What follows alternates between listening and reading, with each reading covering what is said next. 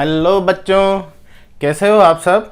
स्वागत है आपका हमारे प्यारे से खूबसूरत से चैनल आरोहण करियर इंस्टीट्यूट में। और मैं हूं आपका केमिस्ट्री टीचर पुनीत मित्तल। बच्चों, हम लोग क्लास 12th का सेकंड चैप्टर सॉल्यूशन डिस्कस कर रहे हैं। इस चैप्टर के अंदर हम पिछले लेक्चर्स के अंदर कंसंट्रेशन की कुछ टर्म्स के बारे में हम डिस्कस कर चुके हैं, जैसे कि weight by weight, weight by volume, volume by volume. ये कंसंट्रेशन हम लोग पढ़ चुके हैं। आज हम जो कंसंट्रेशन टर्म में नेक्स्ट जो डिस्कस करेंगे वो है स्ट्रेंथ। बच्चों, ये अब आज के लेक्चर को मैं स्टार्ट करने से पहले आप सबको एक बहुत अच्छी इन्फॉर्मेशन देना ये चाहता हूँ कि बच्चों, आप लोगों ने अगर अभी तक मेरे लेक्चर अगर मिस कर दिए हो तो कोई बात नहीं, लेकिन अब से आप मेरा एक भी लेक्चर मिस नहीं करेंगे, क्योंकि यहीं से आपके आईआईटी और नीट के अंदर क्वेश्चन बनते हैं। ठीक है बच्चों, अब से आप लोगों की जो रेगुलर स्टडीज़ है वो कंटिन्यू करें और लेक्चर मिस ना करें। ठीक है, तो चलिए ज़्यादा बात नहीं करते हुए हम लोग स्टार्ट करते हैं। वो है स्ट्रेंथ। तो देखो बच्चों, स्ट्रेंथ हिंदी में इसको बोलते हैं क्षमता। ठीक है, क्या बोलते हैं? क्षमता। तो बच्चों, स्ट्रेंथ का मतलब क्या होता है? देखो, स्ट्रेंथ का मतलब ये होता है, मैं अभी इसको सॉल्यूशन पर ले जाने से पहले आपको ये बताना चाहता हूँ कि आखिर स्ट्रेंथ होती क्या है। स्ट्रेंथ का मतलब ये होता है कैपेसिटी। आखिर एक व्यक्ति या कोई भी चीज़ एक बार में कितना वर्क कर सकती है या कुछ भी कर सकती है। जैसे हम इसको एक बहुत सरल भाषा में बोले हैं, जैसे अगर मान लो आप लोग खाना खाते हो, आप लोग मान लो आपके भाई बहन भी हैं, आप एक बार में तीन रोटी खाते हो, आपके भाई बहन एक बार में 2 रोटी खाते हैं, तो आपकी स्ट्रेंथ कितनी हो गई? 3 रोटी। और उनकी स्ट्रेंथ कितनी हो गई? 2 रोटी। खाने पीने का एग्जाम्पल इसलिए ले रहा हूँ क्योंकि ये बहुत जल्दी से समझ में आता है। उसी तरीके से अगर मान लो आप लोग स्टूडेंट हो, आपका फ्रेंड, आप सब मिलके अगर नीट की, अगर आप बायोलॉजी के हैं तो नीट की तैयारी कर रहे हैं, और अगर वो मैथ्स के भैया हैं तो वो, या भैया बहन है तो वो आईआईटी की तैयारी कर रहे हैं। तो बहुत से स्टूडेंट ऐसे होते हैं जो पर डे में, एक दिन में वो लोग 5 चैप्टर पढ़ लेते हैं, आप 2 ही चैप्टर पढ़ पा रहे हो, तो उनकी स्ट्रेंथ कितनी है? 5 चैप्टर पर डे। और उसी तरीके से आपकी स्ट्रेंथ कितनी है? 2 चैप्टर पर डे। ठीक है, तो ये डिफरेंट हर पर्सन टू पर्सन वेरी करता है कि उसकी स्ट्रेंथ कितनी है। तो बच्चों, इसको हिंदी में हम नहीं पढ़ेंगे, स्ट्रेंथ को हम इंग्लिश में पढ़ेंगे, चाहे वो हिंदी माध्यम के विद्यार्थी हों, चाहे वो इंग्लिश माध्यम के विद्यार्थी हों, स्ट्रेंथ को हम इंग्लिश में ही पढ़ेंगे। तो बच्चों, सॉल्यूशन के रेफरेंस में स्ट्रेंथ क्या होती है? द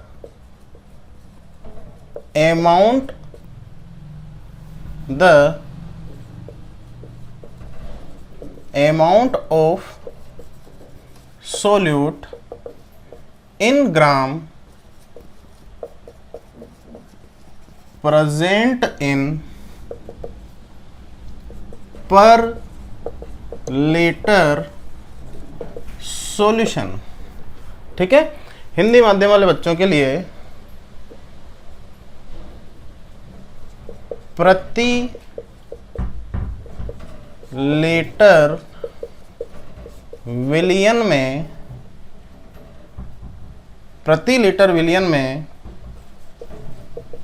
ग्राम में उपस्थित विलय की मात्रा।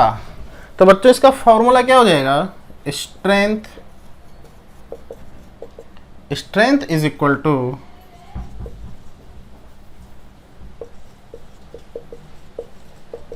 weight of solute in gram upon volume of solution in liter। ठीक है, हिंदी माध्यम वाले बच्चे कैसे लिखेंगे इसको? विलय की ग्राम में मात्रा बटा विलियन का आयतन। किस में लेना है वो आयतन? लीटर में। किस में लेना है? लीटर में। तो देखो बच्चों, 1 लीटर सॉल्यूशन में कितना सोल्यूट डिजोल्व है, कितने ग्राम सोल्यूट डिजोल्व है, वही उसकी क्या कहलाती है, स्ट्रेंथ। अब जब आपको कोई भी क्वेश्चन दिया जाएगा, अभी अपन इसके क्वेश्चन भी सोल्व करेंगे बच्चों, अपन इसके क्वेश्चन सोल्व करेंगे। अभी हम इसके बाद मोलरिटी पढ़ेंगे, नॉर्मेलिटी पढ़ेंगे, उसके बाद हम इनके मिले जुले क्वेश्चन सोल्व करेंगे, आखिर क्वेश्चन कैसे आता है। ठीक है, अभी आप इसको समझें। तो देखो अभी आपको क्या दे रहा, अभी अगर आपको क्वेश्चन देगा तो उसके अंदर ये कोई जरूरी नहीं है कि आप उसमें आप सॉल्यूशन का जो वॉल्यूम है, यानी कि विलियन का जो आयतन है वो 1 लीटर ही लोगे, ये कोई जरूरी नहीं है। पर जितना आपको वॉल्यूम दे रखा है वो आप किस में लोगे, लीटर में, जितना भी दे रखा है। और जो सोल्यूट है उसका वेट किस में लोगे आप, ग्राम में। ठीक है, चलिए अब एक काम कीजिए, इसका फटाफट से स्क्रीनशॉट ले लीजिए। नेक्स्ट हमारी जो कंसंट्रेशन है वो है द मोस्ट इंपॉर्टेंट पार्ट है बेटा, ये वो है मोलरिटी।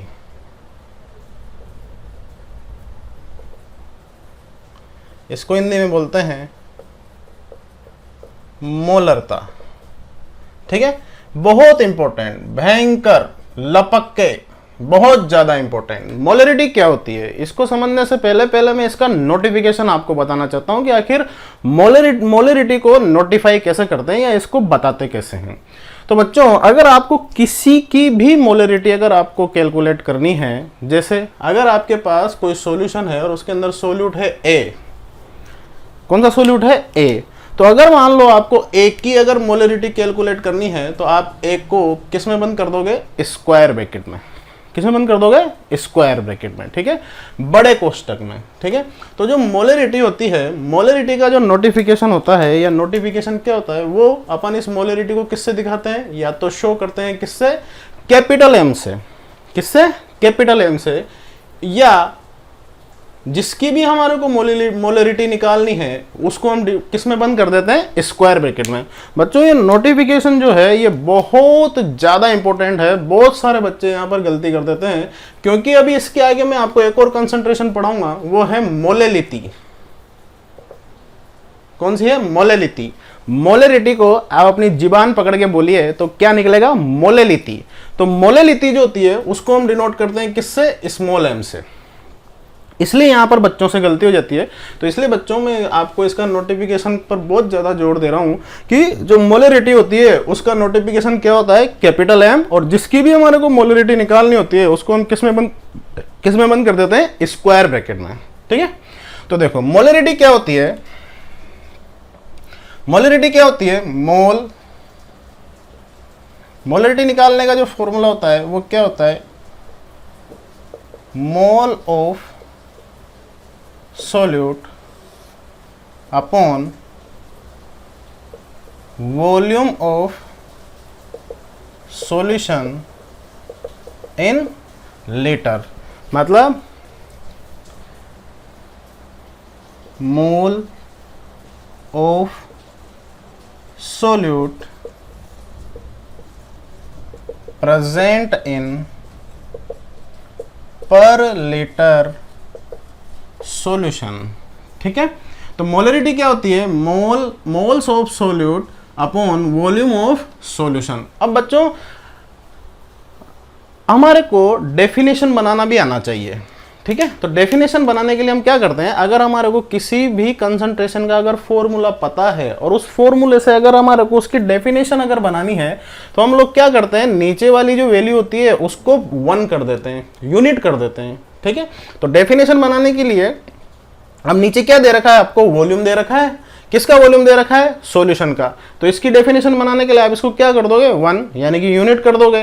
तो देखो इसकी डेफिनेशन क्या हो जाएगी, moles of solute present in, अब यहां पर जो ये पर लिखा हुआ है, पर का मतलब क्या होता है, 1 litre.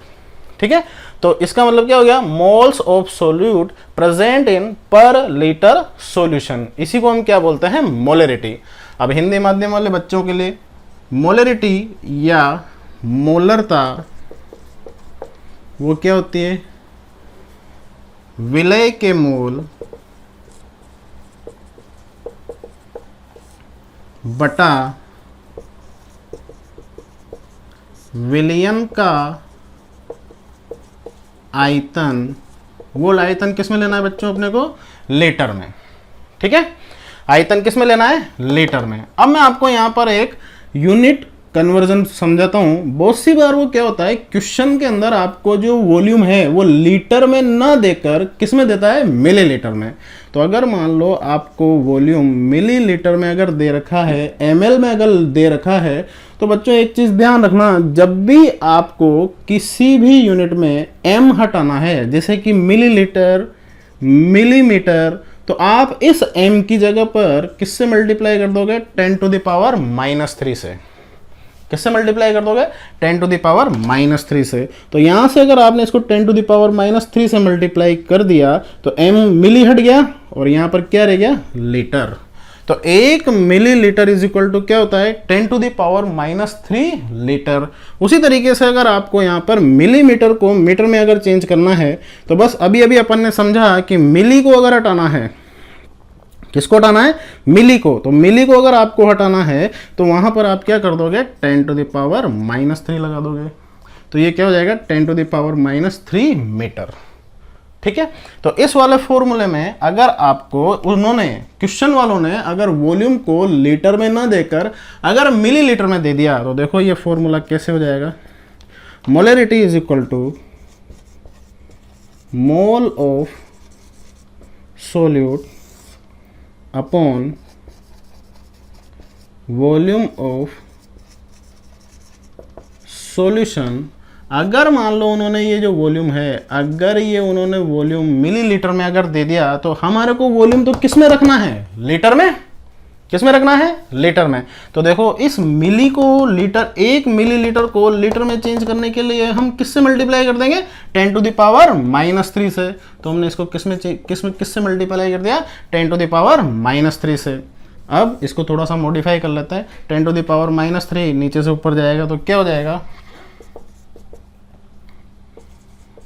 Mole of solute into 10 to the power 3 upon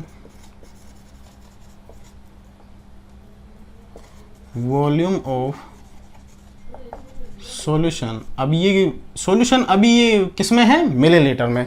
तो आपको अगर क्वेश्चन में सॉल्यूशन का वॉल्यूम अगर मिलीलीटर में दे रखा है, तो आप ये वाला फॉर्मूला अप्लाई करोगे डायरेक्ट। और अगर आपको वॉल्यूम लीटर में दे रखा है, तो आप ये वाला फॉर्मूला अप्लाई करोगे। ठीक है। तो अब हिंदी माध्यम वाले बच्चों के लिए भी मैं लिख देता हूँ। तो मोलरता, उनके लिए भी मोलरिटी का सिंबल यही होगा, वो क्या हो जाएगा, विलय के मोल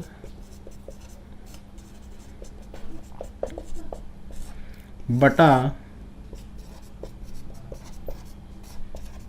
विलयन का, विलय के मोल बटा विलयन का आयतन। अभी आयतन किस में ले रखा है, किस में दिया हुआ है अपने को, मिलीलीटर में। तो ऊपर किससे मल्टीप्लाई कर देंगे, 10 टू द पावर 3 से। और ये 10 टू द पावर 3 का मतलब क्या होता है, 1000। ठीक है। चलिए स्क्रीनशॉट ले लीजिए इसका।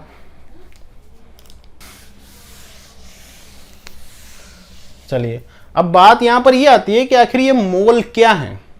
हम यहाँ पर बहुत देर से ये बोल रहे हैं कि मोल मोल मोल, आखिर ये मोल क्या है। तो देखो बच्चों, मोल कुछ भी नहीं है, मोल एक नंबर है। क्या है, मोल एक नंबर। देखो जैसे आप लोग बाजार में अगर मान लो कोई सामान लेने जाते हो, जैसे आप लोग केले लेने जाते हो, बहुत सिंपल सा उदाहरण दे रहा हूँ मैं आपको, बहुत सिंपल सा एग्जांपल ले रहा हूँ। जैसे अगर मान लो आप लोग मार्केट में केले लेने जाते हो, तो जब भी आप केले वाला से केले लोगे ना, तो आपको किलो के भाव में नहीं देगा, वो किसके भाव में देगा, दर्जन के हिसाब से केले देगा। वो क्या बोलेगा कि भाई साहब 30 रुपए दर्जन, क्या बोलेगा वो, 30 रुपए दर्जन। जब भी आप केले लेने जाते हो तो वो केले वाला आपको केले किस हिसाब से देता है, दर्जन के हिसाब से। तो जैसे अगर आपने उससे बोला कि भैया केले क्या हिसाब से दिए, तो वो आपको क्या बोल सकता है कि भैया 30 रुपए दर्जन। तो जैसे वो दर्जन बोलता है, आप तुरंत क्या समझ जाते हो कि कितने केले कितने रुपए के, आप तुरंत समझ जाते हो कि 12 केले 30 रुपए के। समझते हो कि नहीं समझते हो, समझ जाते हो। उसी तरीके से तो दर्जन क्या है, दर्जन एक नंबर है। उसी तरीके से जो मोल होता है, मोल वो भी क्या है, एक नंबर। और इसमें कितना नंबर होता है, होता है 6.023 इंटू 10 टू द पावर 23। बहुत सी बुक्स के अंदर ये जो नंबर लिया हुआ होता है वो होता है 6.022 इंटू 10⁻23। कोई दिक्कत वाली बात नहीं है, इतना तो चलता है। तो देखो ये जो नंबर दिया था वो एक साइंटिस्ट ने दिया था जिनका नाम था एवोगैड्रो। क्या नाम था उनका? एवोगैड्रो। हिंदी में बोले तो आवोगाद्रो। तो उन्होंने ये नंबर दिया और इस नंबर को हम क्या बोलते हैं? मोल। इस वजह से 6.023 इंटू 10⁻23 को हम किसके नाम से जानते हैं? Avogadro number. और इसको हम डिनोट करते हैं किससे? ऐसे। आप लोग देख सकते हो यहां पर हमने कैपिटल एन और उसकी सब स्क्रिप्ट में हमने क्या लिखा है? Capital A. अब इसमें ये गलती ना करें कि यहां पर आप लोग कैपिटल ए ही लिखें, कभी भी भूल कर भी यहां पर स्मॉल ए ना लिखें। अब आपको समझ में आ ही गया होगा कि अगर मान लो आपने स्मॉल ए लिख दिया तो ये क्या हो जाएगा? सोडियम। ठीक है बच्चों, चलो तो देखो जो मोल होता है वो क्या होता है? मोल एक नंबर होता है, उस नंबर में कितनी संख्या होती है, कितना नंबर होता है? वो होता है 6.023 इंटू 10⁻23 या फिर 6.022 इंटू 10⁻23। और ये नंबर कौन से साइंटिस्ट ने दिया था? ये नंबर दिया था किन्होंने? एवोगैड्रो ने। तो इस वजह से उनके सम्मान में हम इसको क्या बोलते हैं? Avogadro number Na। ठीक है, तो अगर मान लो आपको कहीं भी किसी भी क्वेश्चन में Na लिखा हुआ मिले तो आप तुरंत समझ जाएं वो क्या है? 6.023 इंटू 10⁻23 और 6.0। आपको दोनों में से कुछ भी ले सकते हैं, दोनों ही सही माने जाते हैं। 6.022 इंटू 10⁻23, कोई दिक्कत वाली बात नहीं है। ठीक है, तो ये तो था मोल। अब आपको मोल कैसे निकालना होता है? अगर मान लो तो मोल का जो फॉर्मूला होता है, तो मोल का जो फॉर्मूला होता है, देखो ये मोल कंसेप्ट में पढ़ेंगे 11th क्लास में, आप लोगों ने पढ़ा होगा मोल कंसेप्ट के अंदर। तो वहाँ पर आपको मोल के बारे में पूरी डिटेलिंग बताई होगी। अगर मान लो किसी सॉल्यूशन का या किसी भी चीज़ का अगर नंबर दिया हुआ हो तो मोल कैसे निकालेंगे, अगर उसका वॉल्यूम दे रखा है तो मोल कैसे निकालेंगे, अगर उसका वेट दे रखा है तो मोल कैसे निकालेंगे। तो बच्चों आपको ये 11th क्लास का पार्ट है, वो अभी मैं यहाँ पर पूरा नहीं ले रहा हूँ।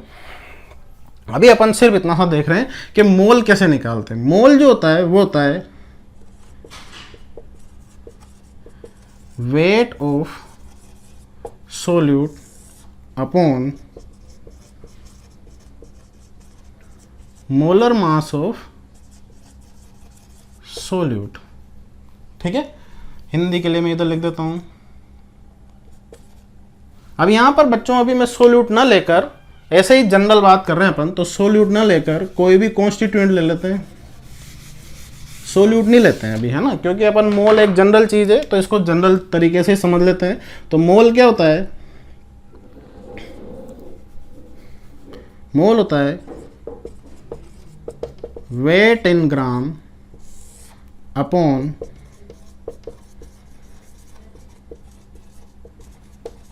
Molecular weight.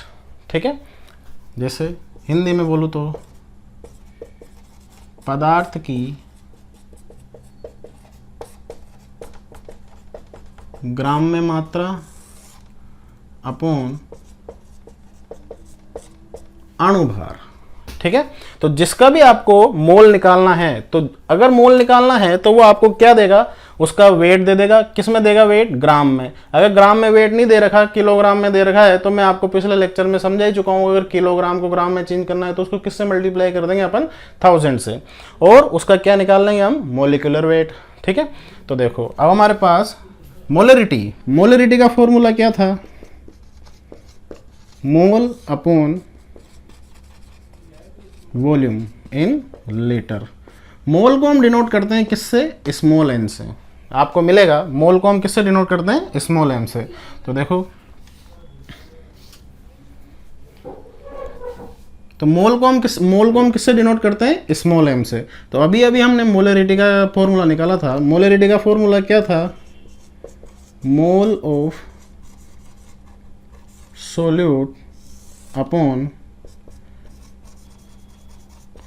Volume of solution in litre, अर्थात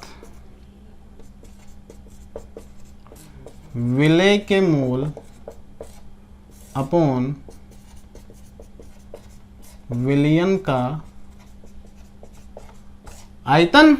तो देखो मोल क्या है, मोल है weight in gram upon molecular wait. तो यहां से मोल का वैल्यू इस वाली इक्वेशन में रख दें। तो देखो हमारे पास मोलिकुलर की मोलरिटी की इक्वेशन क्या आ जाएगी,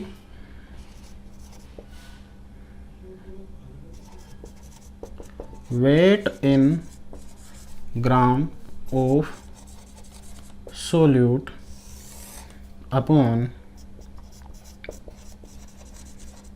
molecular weight of solute into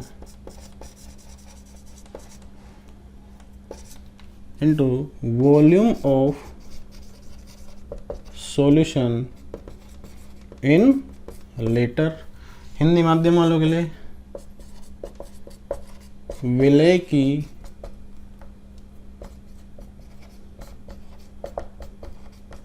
ग्राम में मात्रा upon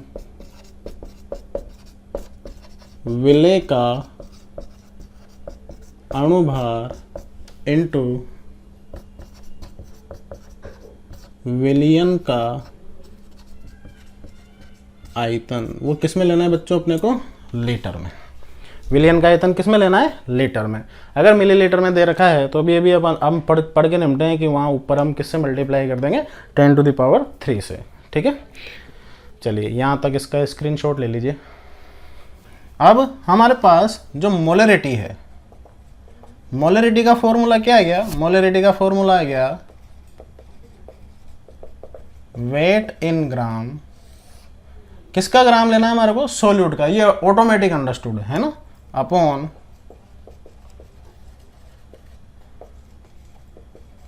molecular weight into volume of solution. वो किस में लेना है, लीटर में। ठीक है, हिंदी में विलय की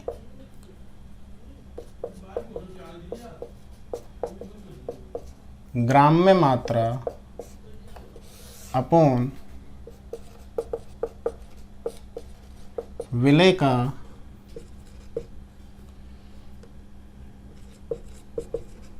अणुभार इंटू विलयन का आयतन। वो आयतन किस में लेना है आपको, लीटर में। ठीक है, अब बच्चों बात आती है कि इस मोलरिटी की यूनिट क्या होगी। ठीक है, तो हम इसकी यूनिट कैलकुलेट करते हैं। तो देखो ऊपर वेट दे रखा है, तो वेट जो दे रखा है वो ग्राम में, मोलिकुलर वेट। ठीक है, तो मोलिकुलर वेट की यूनिट होती है ग्राम पर मोल। ठीक, और सॉल्यूशन को किस में लेना है, लीटर में। तो उसकी यूनिट क्या हो जाएगी, लीटर। अब अपोन में अपोन होता है तो नीचे वाला अपोन कहाँ चला जाता है, ऊपर। तो देखो क्या हो जाएगा, gram into mole upon gram into litre. Gram से ग्राम कट गया, तो मोलरिटी की जो यूनिट आ गई वो क्या आ गई, मोल पर लीटर। यूनिट का विशेष ध्यान रखना है यहाँ पर। अगर आपके एग्जाम में क्वेश्चन आ जाए तो यूनिट के साथ अगर क्वेश्चन आ रहा है तो आप बहुत आराम से इसको सोल्व कर सकते हो, और ये यूनिट आपके बहुत काम आने वाली है। तो मोलरिटी की जो यूनिट है वो क्या आ गई, मोल पर लीटर। आप इसको ऐसे भी निकाल सकते हो। हमने इसके पहले मोलरिटी के लिए फॉर्मूला क्या निकाला था, मोल of solute upon volume of solution. किस में, लीटर में। तो यहीं से पता लग रहा है, इतना करने की जरूरत ही नहीं थी पर फिर भी बता दिया मैंने। तो इसकी यूनिट क्या हो जाएगी, मोल पर लीटर। ठीक है, चलो अब बच्चों अभी हमने स्ट्रेंथ पढ़ी थी, पता है आपको। अभी थोड़ी देर पहले हम पढ़ के निपटे स्ट्रेंथ। तो स्ट्रेंथ क्या होती है, ग्राम पर लीटर, मतलब wait of solute in gram upon volume of solution in litre. तो देखो बच्चों, आप इस वाले फॉर्मूले को देखो मोलरिटी के। ठीक है, तो मोलरिटी के अगर इस वाले फॉर्मूले को अगर आप देखोगे तो ये क्या है, weight in gram and volume. तो क्या ये आपको कुछ स्ट्रेंथ के जैसा लग रहा है कि नहीं लग रहा, लग रहा है। तो बस यहाँ से क्या हम इसकी वैल्यू पुट कर सकते हैं, तो यहाँ से हमारे पास मोलरिटी क्या हो जाएगी, स्ट्रेंथ अपॉन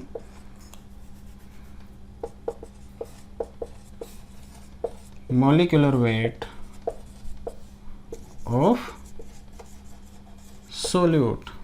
ठीक है, वही हिंदी माध्यम वाले बच्चे भी इसको लिख सकते हैं, स्ट्रेंथ अपॉन विलय का अणुभार। ठीक है, चलिए इसका स्क्रीनशॉट ले लीजिए।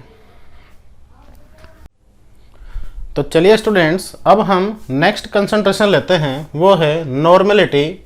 हिंदी में बोले तो नॉर्मलता, और हम इसको डिनोट करते हैं किससे, कैपिटल एन से। तो नॉर्मेलिटी का जो फॉर्मूला होता है वो होता है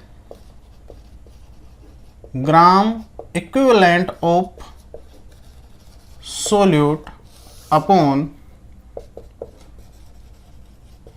volume of solution in litre. Hindi में बोले तो विलय के ग्राम तुल्यांक अपॉन विलयन का आयतन, वो किस में है, लीटर में। बच्चों ये जो नॉर्मेलिटी कंसंट्रेशन हम जो यूज में ले रहे हैं, या नॉर्मेलिटी जो कंसंट्रेशन हम पढ़ रहे हैं, इसको आप पूरा पहले सही से देखिएगा, तभी आपको समझ में आएगा। ठीक है, तो देखो, अगर आप, मैंने अभी आपको बताया था कि अगर हमारे को किसी भी कंसंट्रेशन की या किसी भी चीज की या किसी भी टर्म की अगर आपको डेफिनेशन बनानी है, तो उसके फॉर्मूले में जो नीचे की तरफ वैल्यू आती है उसको आप क्या कर दो, यूनिट कर दो, मतलब 1 कर दो। तो इसकी जो डेफिनेशन है वो क्या हो जाएगी, gram equivalent solute dissolve in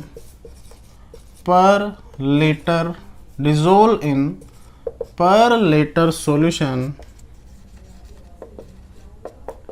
is called normality. ठीक है, तो देखो हिंदी में बोले तो प्रति लीटर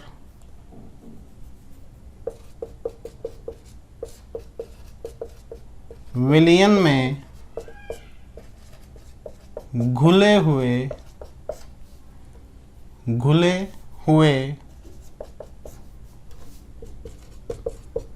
विलय के ग्राम तुल्यांक। ठीक है, तो बच्चों आपके यहाँ पर एक टर्म काम में आ रही है, एक चीज काम में आ रही है, वो है ग्राम इक्विवेलेंट, ग्राम तुल्यांक। तो देखो बच्चों, ये ग्राम तुल्यांक आखिर होता क्या है।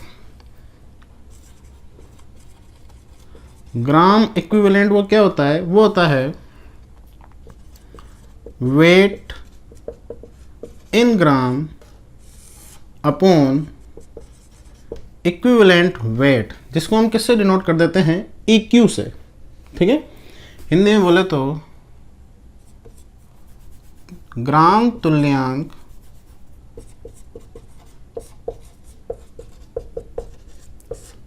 बराबर वो क्या होता है, ग्राम में मात्रा अपॉन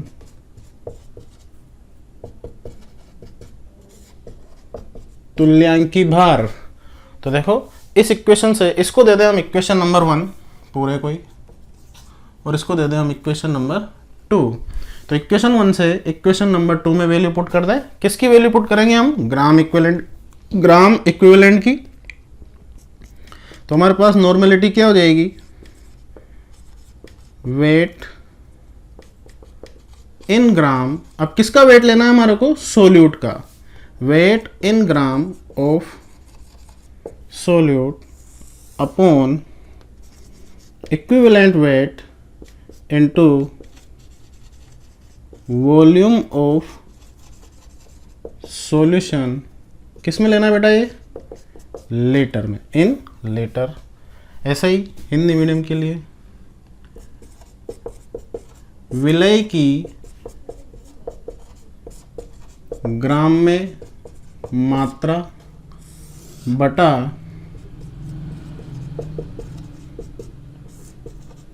तुल्यांकी भार इनटू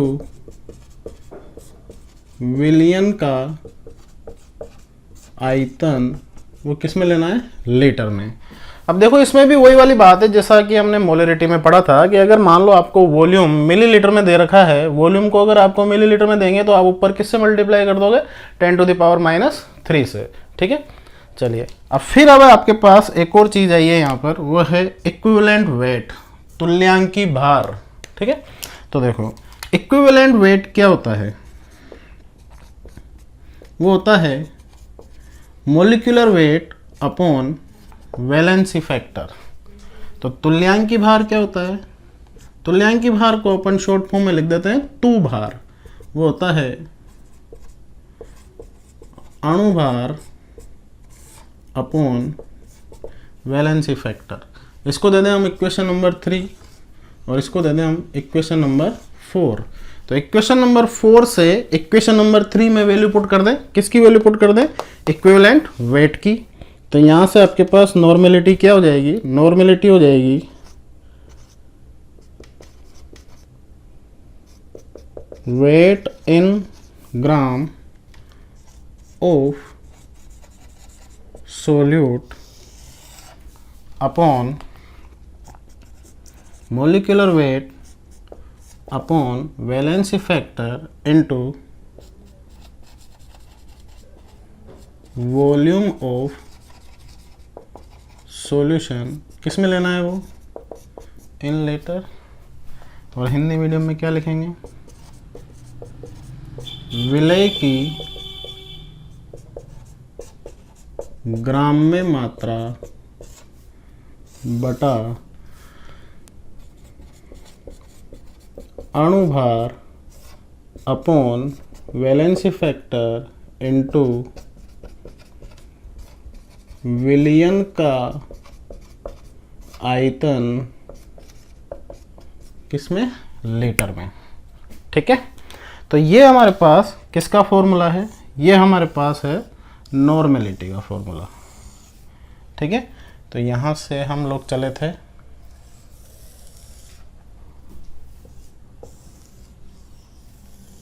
तो ये किसका फॉर्मूला आ गया हमारे पास, नॉर्मेलिटी का, ठीक है।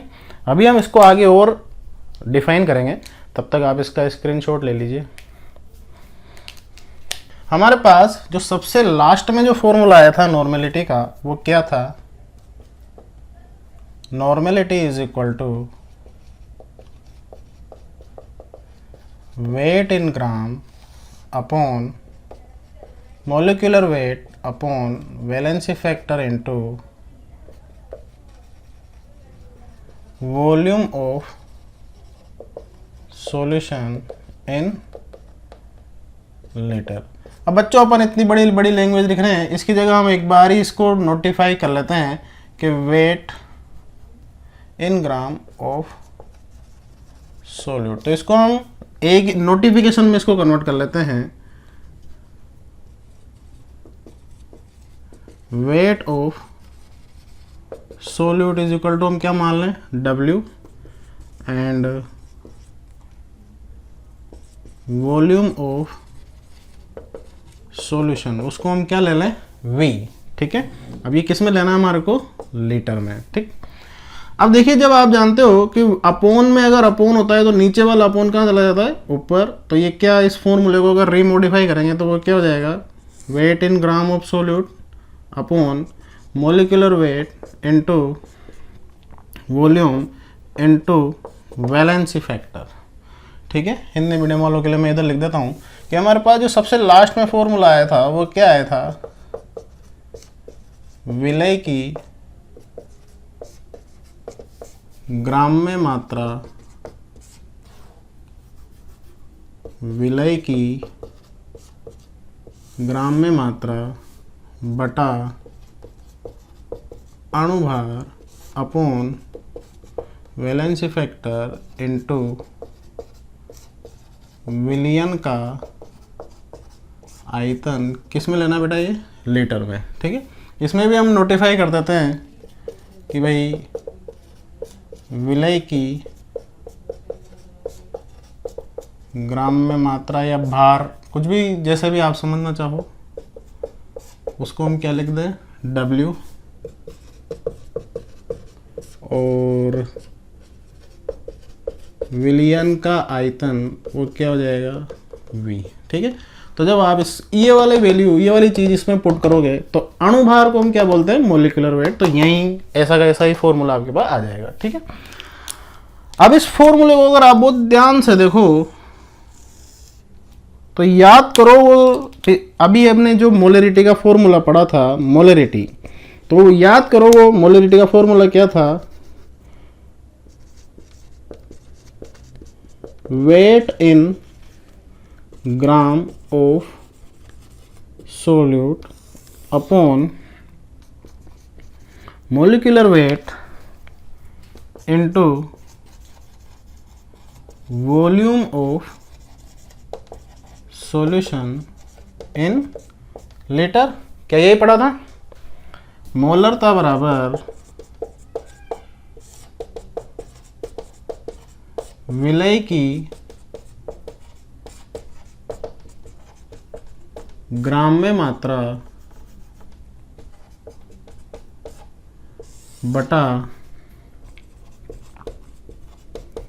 अणुभार इनटू आयतन। ये आयतन किस में लेना था, लीटर में। ठीक है, तो आप लोग देख सकते हो, अगर आप इस फॉर्मूले को बहुत ध्यान से देखो तो ये वाली चीज विलय की gram, weight of solute, molecular weight और वॉल्यूम किस में रहे, वॉल्यूम लीटर में। तो क्या ये आपको बिल्कुल मोलरिटी की तरह नजर आ रहा है, नहीं आ रहा। तो ये क्या है, मोलरिटी। तो यहां से हम लोग क्या लिख सकते हैं, normality is equal to molarity into valency factor. तो बच्चों अगर आपको नॉर्मेलिटी नहीं भी पता है तो आप नॉर्मेलिटी को, अगर आपको ये सारा का सारा सब कुछ जो भी हमने नॉर्मेलिटी के लिए पढ़ा है, अगर आपको ये नहीं आता है तो कोई दिक्कत वाली बात नहीं है। आप अगर नॉर्मेलिटी का क्वेश्चन आता है तो आप उसका मोलरिटी निकाल कर और उसको वैलेंसी फैक्टर से मल्टीप्लाई कर कर निकाल सकते हो। ठीक है, तो अगर आपको ये नॉर्मेलिटी वाला अगर पूरी थ्योरी अगर आपको पता भी नहीं है ना तो भी आपका काम चल जाएगा। आपको बस ये मोलरिटी पता होना चाहिए।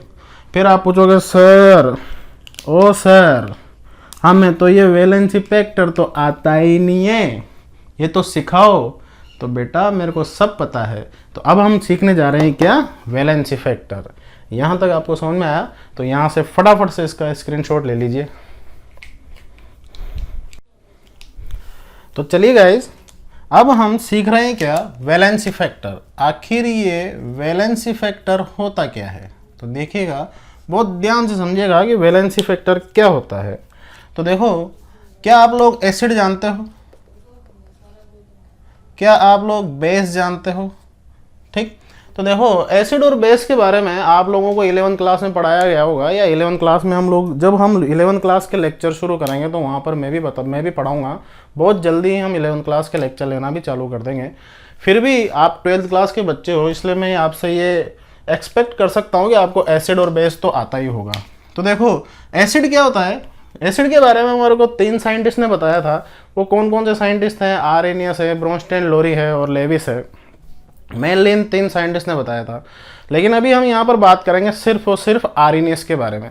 तो आर्रेनियस ने क्या बोला था कि वे कंपाउंड जिनको पानी में डालने पर, वाटर में डिजोल्व करने पर H+ आयन देते हैं, उन्हें हम क्या बोलते हैं, H+ आयन मतलब प्रोटॉन देते हैं, उन्हें हम क्या बोलते हैं, एसिड। और वो कंपाउंड जिनको वाटर में डिजोल्व करने पर OH- आयन देते हैं, उन्हें हम क्या बोलते हैं, बेस। ठीक है, फिर उसके बाद आप लोगों को पढ़ाया गया होगा या आप लोगों ने पढ़ा होगा 11th क्लास के अंदर कि कोई भी जो एसिड होता है उसकी तो होती है बेसिसिटी और बेस की होती है एसिडिसिटी। उल्टा होता है, एसिड की तो बेसिसिटी और बेस की एसिडिसिटी। मतलब अम्ल की तो होती है क्षारकता और क्षार की होती है अम्लता। ठीक है, तो देखो एसिड, तो एसिड की क्या होती है, बेसिसिटी ऑफ एसिड, और बेस का क्या होता है,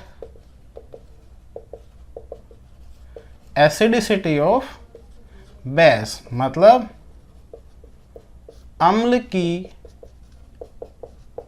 क्षारकता, और ये क्या होती है, क्षार की अम्लता, क्षार की अम्लता। ठीक है, तो देखो बेसिसिटी ऑफ एसिड का मतलब क्या होता है, कोई भी एसिड कितने प्रोटॉन यानी कि कितने H प्लस आयन दे सकता है, वही उसकी क्या कहलाती है, बेसिसिटी।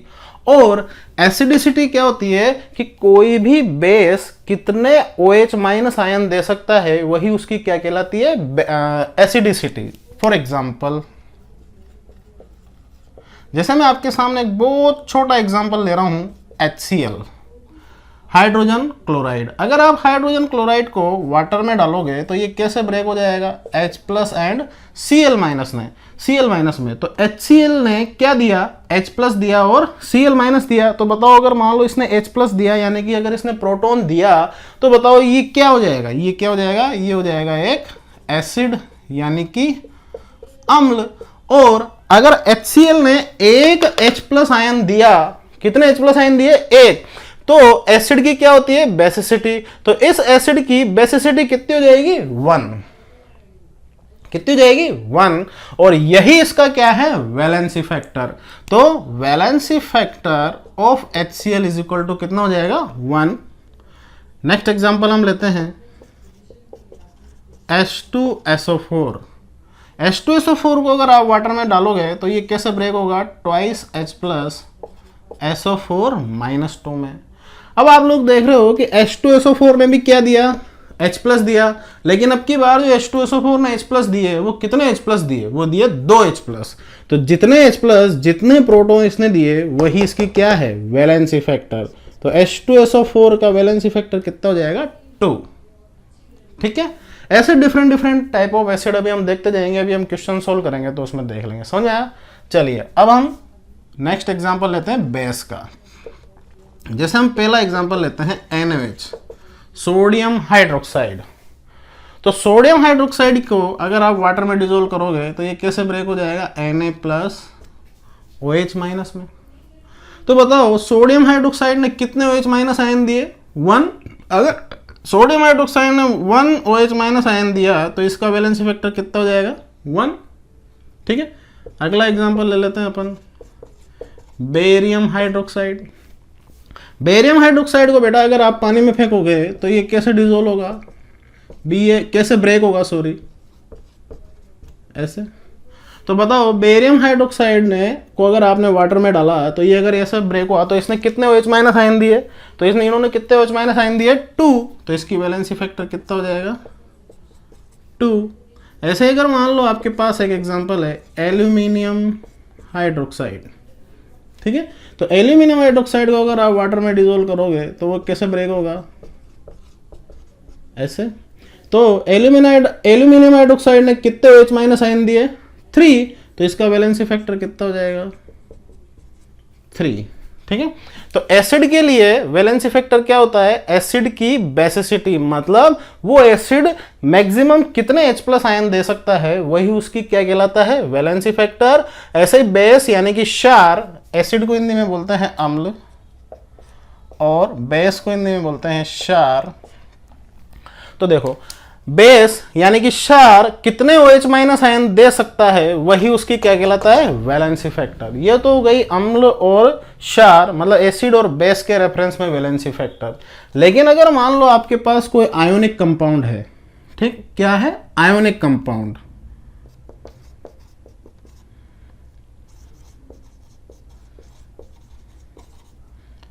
मतलब आयनिक यौगिक। तो आयोनिक कंपाउंड के लिए वैलेंसी फैक्टर क्या होता है, मैग्नीट्यूड ऑफ कैटायन और एनायन, मतलब धन आयन अथवा ऋण आयन का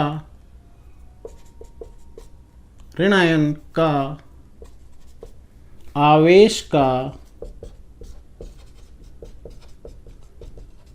परिमाण। फॉर एग्जाम्पल, एक एग्जाम्पल लेते हैं हम NaCl। ठीक, अब इस NaCl को अगर आप वाटर में डिजोल्व करोगे तो ये NaCl कैसे ब्रेक होगा, Na+Cl- में। ठीक है, तो अब आप देख रहे हो, आपने जैसे ही NaCl को वाटर के अंदर डिजोल्व किया तो हमारे को एक मिला केटायन और एक मिला एनायन मिला, तो यानी कि एक धन आयन और एक ऋण आयन। तो आप लोग देख सकते हो इस केटायन के ऊपर टोटल चार्ज कितना है 1 + 1, इसके ऊपर कितना है -1।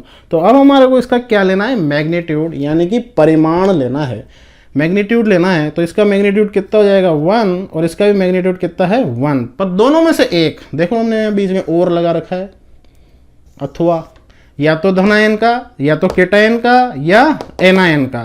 तो इसका वैलेंसी फैक्टर कितना हो जाएगा बच्चों, जल्दी बोलो 1। ऐसे हम एक और एग्जांपल लेते हैं AlCl3। अब AlCl3 जो ब्रेक होगा वो कैसे ब्रेक होगा, Al+3 3Cl- में। ठीक है, तो अब आप लोग देख सकते हो एल्यूमिनियम पर टोटल चार्ज कितना है +3, टोटल केटायन यानी कि केटायन का चार्ज कितना है +3, और एक क्लोरीन का चार्ज है -1। तो बताओ 3 क्लोरीन का चार्ज कितना हो जाएगा -3। तो हमारे को यहाँ पर चार्ज का क्या लेना है, मैग्नीट्यूड लेना है। तो वो मैग्नीट्यूड कितना आ जाएगा 3। तो हमारा जो AlCl3 का जो वैलेंसी फैक्टर हो जाएगा वो कितना हो जाएगा 3।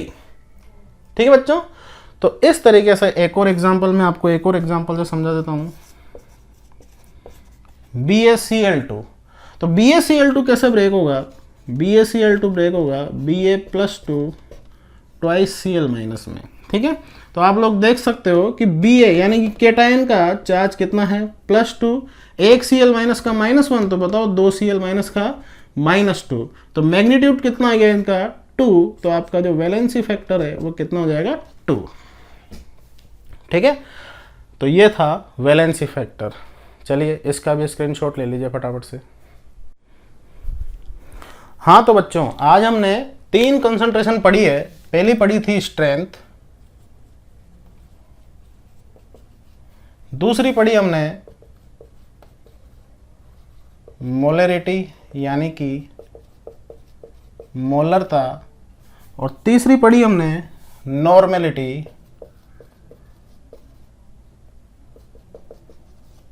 यानी कि नॉर्मलता। ठीक है, तो देखो स्ट्रेंथ क्या पढ़ी हमने, स्ट्रेंथ होती है ग्राम पर लीटर। यहाँ पर जो ग्राम में वैल्यू लेनी है यानी कि वेट जो लेना है वो किसका लेना है, सोल्यूट का, और यहाँ पर जो वॉल्यूम लेना है वो किसका लेना है, सॉल्यूशन का।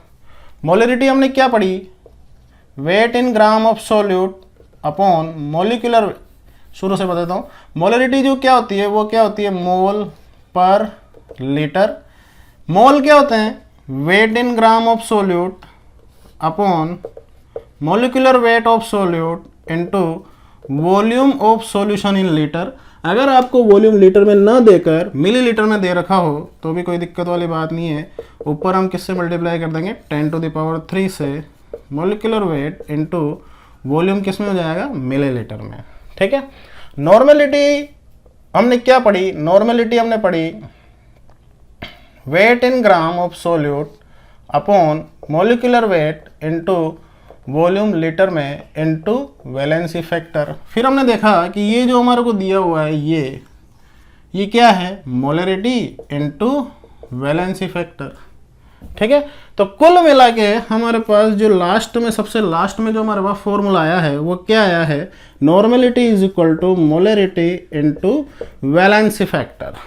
ठीक है, तो आपको यहाँ इस फॉर्मूले को देखकर पता लग ही रहा होगा कि बड़ी कौन है, नॉर्मेलिटी की मोलरिटी, बताओ बड़ी कौन है। तो बड़ी है नॉर्मेलिटी। अगर आपको फिर भी ये याद ना हो तो इसको बोलते हैं हम नानी ऑफ केमिस्ट्री, और इसको बोलते हैं हम मम्मी ऑफ केमिस्ट्री। तो अब आप ही बताइए मेरे को कि कौन बड़ा होता है, नानी की मम्मी, बताओ, नानी।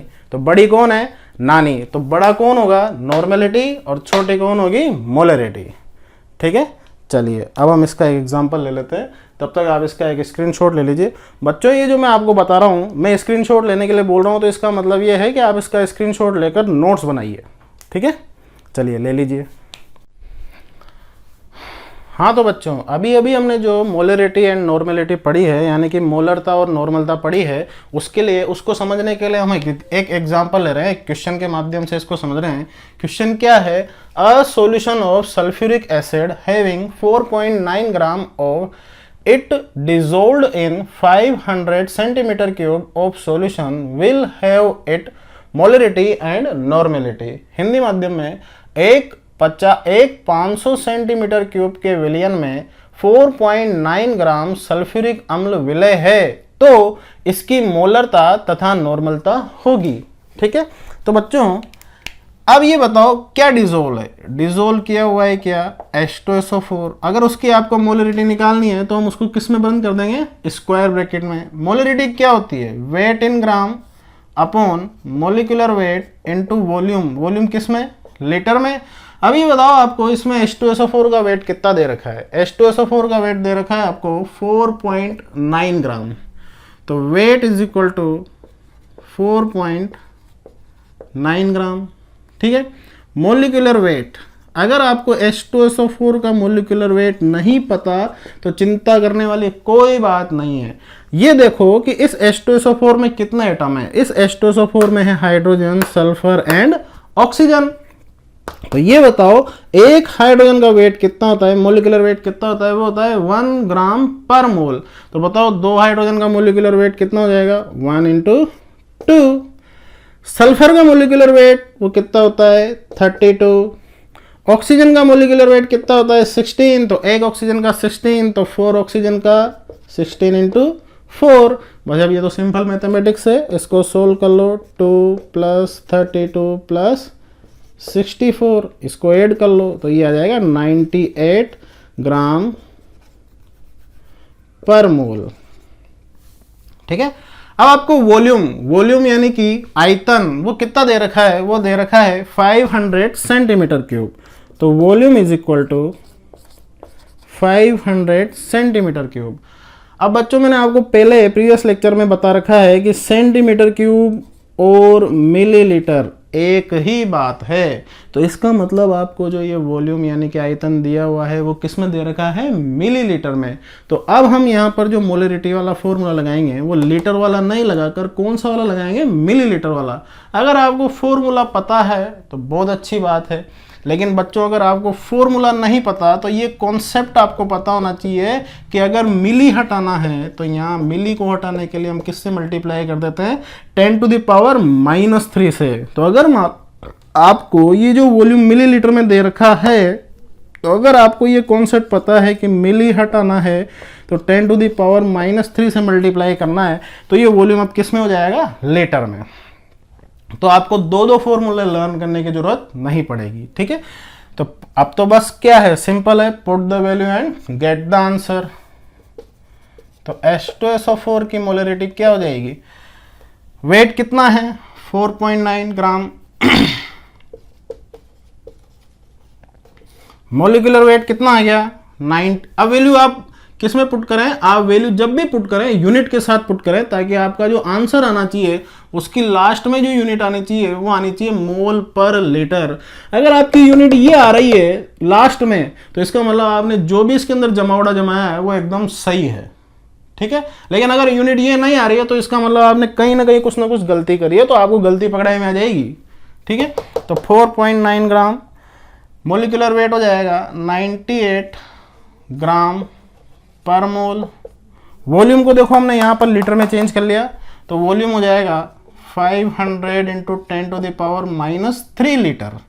सब कुछ हम यूनिट में रखते हुए चल रहे हैं, तो लास्ट में आपकी यूनिट ये आनी चाहिए। ठीक है, चलो अब तो सिंपल मैथ्स है। तो मोल अपोन में अपोन होता है, तो नीचे वाला अपोन ऊपर चला जाएगा। इसका एक पॉइंट हटाएंगे और नीचे किससे मल्टीप्लाई कर देंगे? 10 से। तो 49 ग्राम into mole upon 98 gram into 500 into 10⁻³ into 10 litre. ठीक है, बस अब तो सिंपल मैथमेटिक्स है, ग्राम से ग्राम कट गया, 49 का टेबल आप 2 टाइम्स पढ़ेंगे तो ये आ जाएगा। अब 10⁻³ को हम किधर लेके जा रहे हैं, ऊपर। ठीक है, तो देखो 10⁻³ का मतलब हो गया 1000/2 इंटू 500। बच्चों देखो आपकी यूनिट ये आ रही है मोल पर लीटर, इसका मतलब आपका जमावड़ा एकदम सही है।